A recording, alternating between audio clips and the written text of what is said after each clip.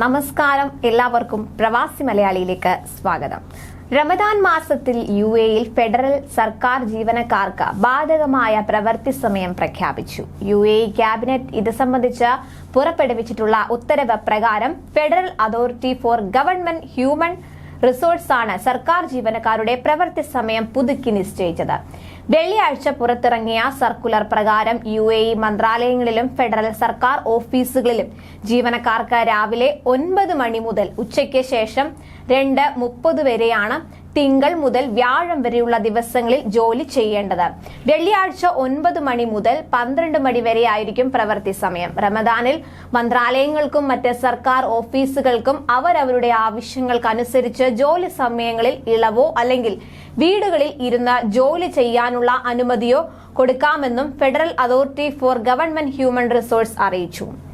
UAE president Sheikh Mohammed bin Zayed Al Nahyan, vice പ്രസിഡന്റും പ്രധാനമന്ത്രിയും Dubai ഭരണാധികാരിയുമായ Sheikh Mohammed bin Rashid Al Maktoum, supreme council അംഗങ്ങൾ, എമിറേറ്റുകളുടെ ഭരണാധികാരികൾ, യുഎഇ പൗരന്മാർ, രാജ്യത്ത് താമസിക്കുന്നവർ എന്നിവർക്കെല്ലാം റമദാൻ മാസം മുൻനിർത്തി ആശംസകൾ നേരുന്നതായും federal authority for government human resources അറിയിച്ചു.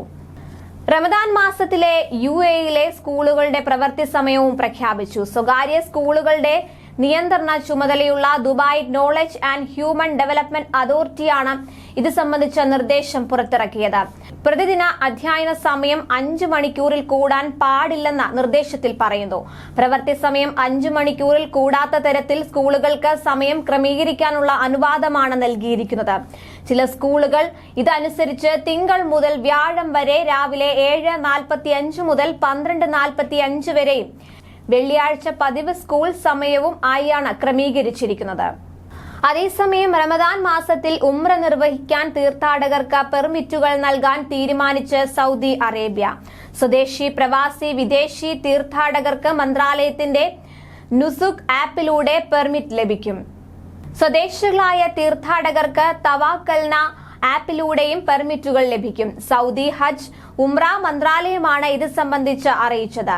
റമദാൻ മാസം മാർച്ച് 23-ന് ആരംഭിക്കുമെന്നാണ് കണക്കുകൂട്ടപ്പെടുന്നത്. കൂടുതൽ പ്രവാസി വാർത്തകൾക്കായി ഈ ചാനൽ സബ്സ്ക്രൈബ് ചെയ്യുക.